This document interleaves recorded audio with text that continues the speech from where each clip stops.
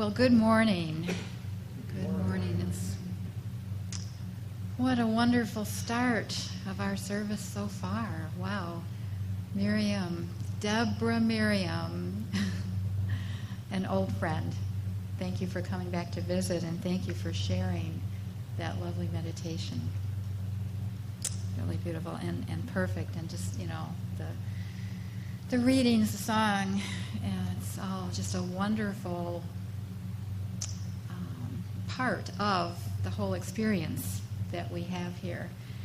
And I think we're really fortunate to be here. I want to touch it again. Okay.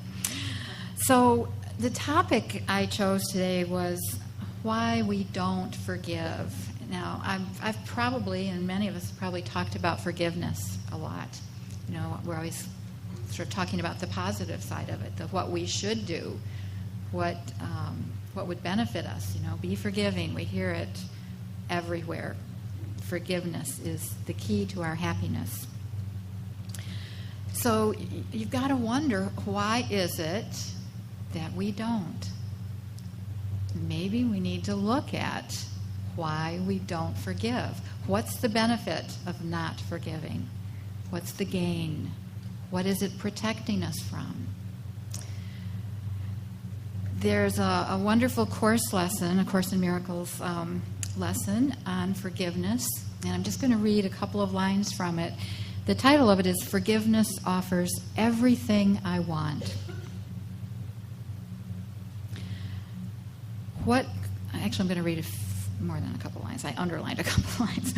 What could you want that forgiveness cannot give? Do you want peace? Forgiveness offers it. Do you want happiness? A quiet mind? A certainty of purpose? And a sense of worth and beauty that transcends the world? Do you want care and safety and the warmth of sure protection always? Do you want a quietness that cannot be disturbed, a gentleness that can never be hurt, and a deep abiding comfort, and a rest so perfect it can never be upset? So are these things that we want? Do we really want these things in life? I think we say that we do. So all this forgiveness offers you and more. And here's the part I underlined, because I want you to have an image of this as then we go and talk about why we don't forgive. Forgiveness. It sparkles on your eyes as you awake and gives you joy with which to meet the day. It soothes your forehead while you sleep and rests upon your eyelids, so you see no dreams of fear or evil, malice or attack. And when you wake again, it offers you another day of happiness and peace.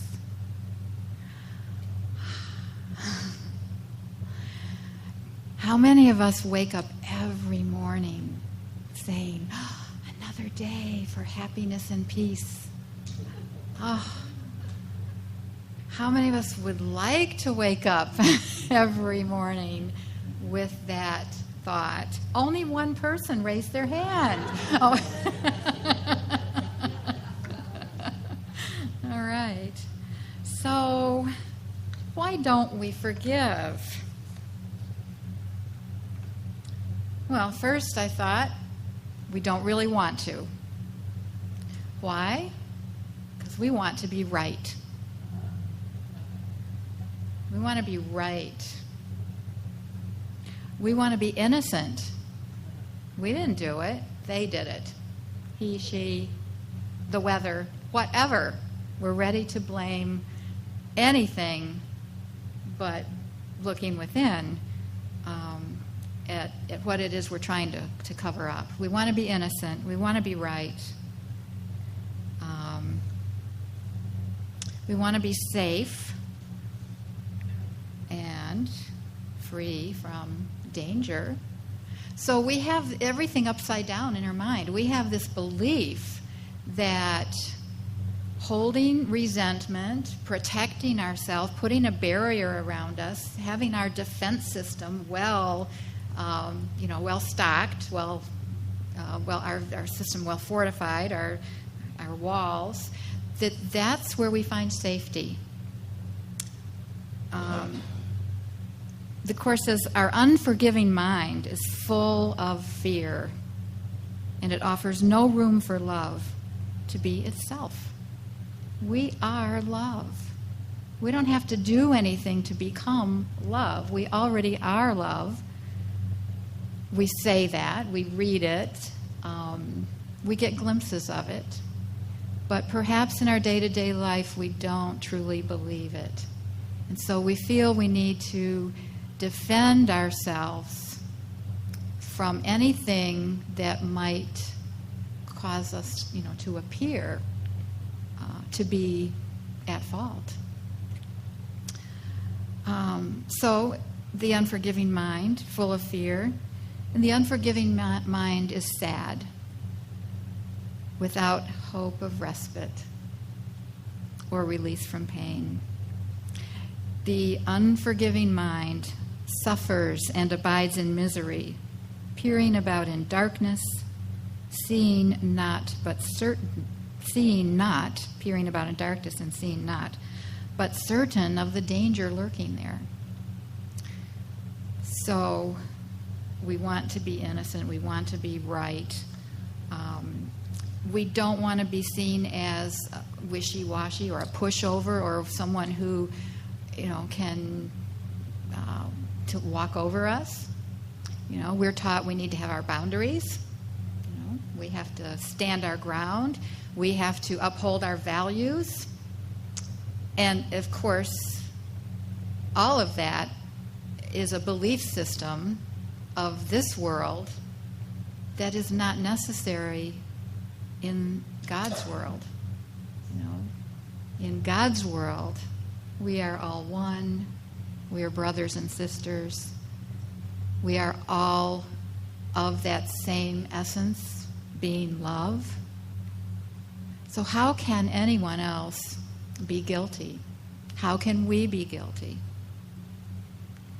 So that first step of protection is to point the finger at other people, because then we think that makes us the innocent one and it makes them the guilty one. But doing that, again, creates that sadness and fear. It upholds the fear, and thus we feel we need to have our defenses.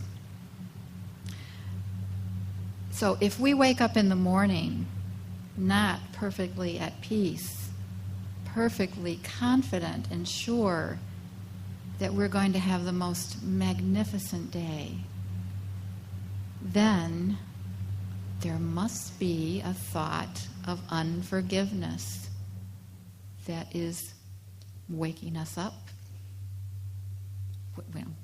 That's the wrong way to say that. It's not waking us up. When we wake up in our physical body in the morning, into the dream world, into the world of conflict, that's where the fear comes from. So, perhaps I would venture to say that if we're all here today, we're at least on that ladder up out of that dark hole of despair, because we have the consciousness to come here and experience love and accept love, and we're all willing to look at ourselves in varying degrees. So we're on the right path, I would say. And it is up to us to keep working that path, to find that love, to find that peace that lets us wake up in the morning, loving and kind. So it's up to us to spread that, to teach it to one another, to practice it, to be it, to get to the point where we're more that than we are the other, that we're more loving than we are fearful. And then we can model that, we can display that, we can teach that, and we can see everyone, not just in this room, but everyone out that tends to probably push our buttons more than people do in here. We can extend that to those people as well. Sometimes we think that we're quite advanced on the path. Yeah. No sooner do you think that than whap, you get it. You get an opportunity. But I remember I talked in some of the readings that I did about our unforgiveness. Is toxic to the other people in our lives too. It's not just hurting us; it's hurting those people around us. And I remember, when I was very young and very immature and very not on the spiritual path, like I should say 5 years ago, but no, it was like 30 years ago, 35 years ago. And I had this job and was really pleased with the job that I had. And we hired someone that I didn't want to hire. And I found all kinds of grievances against that person that lasted for years.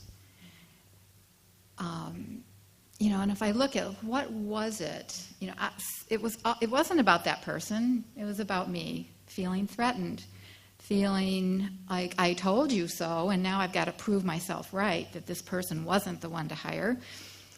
And, saw all the troubles that I had to endure because of that person. And I went home every night and had dinner with my husband and complained bitterly about my day at work.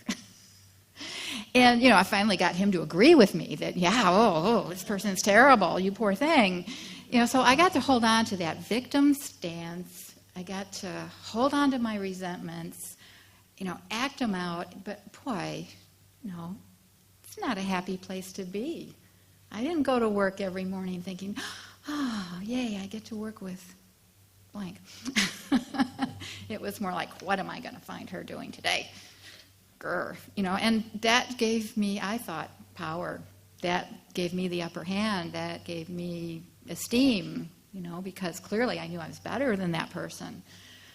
So anyway, this lasted for a very long time, years. And then years went by. And I was at a Course in Miracles group, and this person walked in. And I just had nothing but love for her. Nothing but love. And, it wasn't anything I did consciously. I worked on myself. I studied the Course. I was part of this organization. And it was the most wonderful aha moment. Like, what was I thinking all those years? It turned out that none of the fears that I had ever came to fruition. One of the fears was that when we get a supervisory position in our department, she's going to get it. Well, I got it. She didn't even want it. So, it's how much energy do we put into just unfounded beliefs? Just feeling small, feeling separate, feeling like we need to get something, and if that other person gets it, then we won't get it. So, it has never left me that deep feeling of what forgiveness did. And it's like what the Course says, when you forgive, you're basically acknowledging there was nothing there to forgive to begin with. There was nothing there. It was all a creation of your own thought system, your own fear. So, if we look at our fears, that's the beginning. That's step one. Like, anytime you're pointing that finger, the three pointing back, but anytime you do that, ask yourself, look at this. I don't know what it's about, but I think I'm being unforgiving. So, 35 years ago, that experience happened that lasted for years, and I am healed, right? No. Last week, last week, there was just a little situation that came up where there was a difference of opinion, and there it was again, myself feeling threatened, feeling, I'm having to do this job for somebody. I'm having to, how is this going to look on me, that I'm the one responsible, and look at this and what's happening, and blah, blah, blah, blah, blah. Well, the good thing is that it didn't take years. It only took a few hours to go home and say, boy, I got those feelings. I got that fear. I got that sadness. Got that condemnation going on, and it does not feel good. What is this about? Because it's never about the facts. Facts are facts. It's never about the facts. It's about what feelings and beliefs we have that we're making those facts mean, that what it's bringing up for us. And, thankfully, that's what the practice does for us. It helps us save time. Instead of years to do the forgiveness work, or years to hold the resentments, it's like, a few hours. Yesterday, I was working on this talk, and I had all the papers out on the table, and Randall knows I'm giving the talk today, and he comes into the kitchen and says, "Oh, you working on reports?" What's wrong with that? He can say that. What do? I go, invading my space. I'm already anxious about this, and, you're questioning me. How dare you? And I snapped back in my way. It was like this loving snap back. Yeah.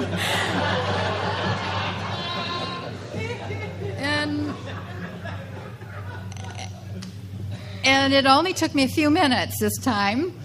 And, we're down in the basement. I'm doing laundry, and Randall's doing something. And I said, I'm really sorry that I snapped at you when you asked about what I'm doing. I said, that was a perfect example of this cycle that we get into of defensiveness. Don't enter my space. I'm thinking.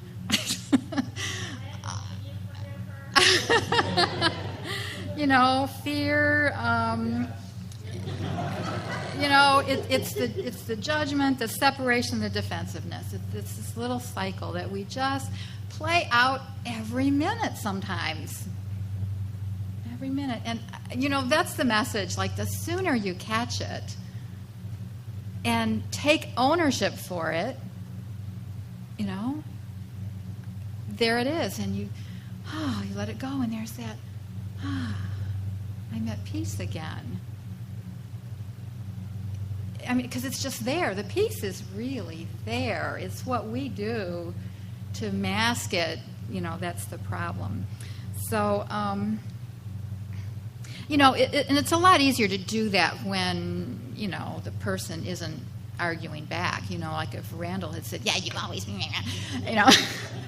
But he was at peace, and he said, it's all about forgiveness, isn't it? So that made it easier. So if we can practice with, the easier situations, that's a very good thing. That's a real gift to have that. So if we have our partners that are also on this little path and are willing to take ownership for their stuff, and you're on the path and you're willing to take ownership for your stuff, then you're going to be a little more successful. Maybe a lot more successful. And when we're here, I don't hear too much here. Hardly ever. Because I think there's this safety and respect, and everybody's taking responsibility for their own situations. And, granted, it's harder to do. Well, we think it's harder to do when it's out there, someone who we may work with, or the extended family that, isn't on the same wavelength as us. But in truth, there is nobody out there or on a different level. That's only an appearance as well. Because when we learn to consistently see the face of God in every one we meet, when we see that in every situation, when we see that in everything, whatever it may be, whatever it is that seems to disturb our peace, if we can see this is an appearance and behind it is love, behind it is the Christ consciousness, the divine energy, because what else is there really that is true in this world but love? And it's up to us to see it. It's not up to the other person to take away the veil. It's up to us. They could be taking away the veil, but we can still not see it. So, it's a constant reminding ourselves, what do I want? Do I want peace?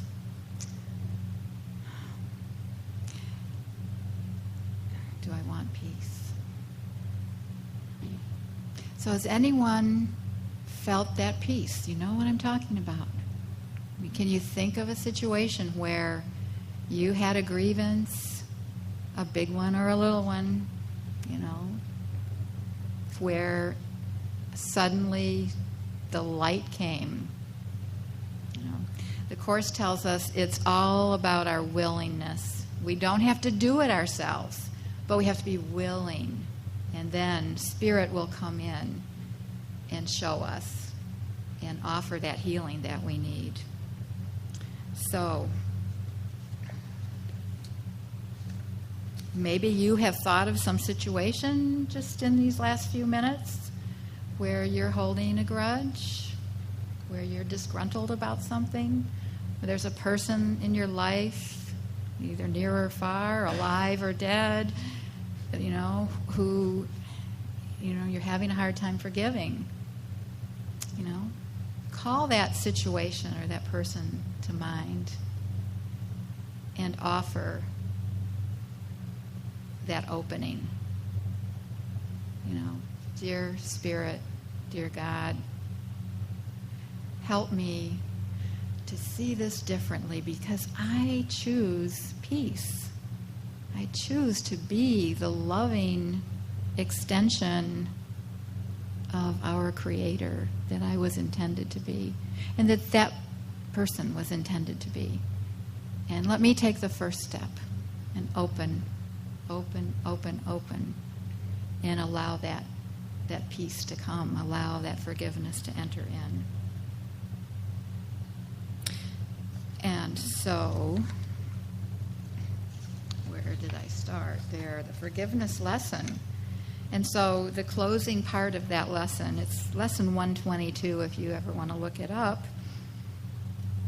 is the reminder. Forgiveness offers everything I want.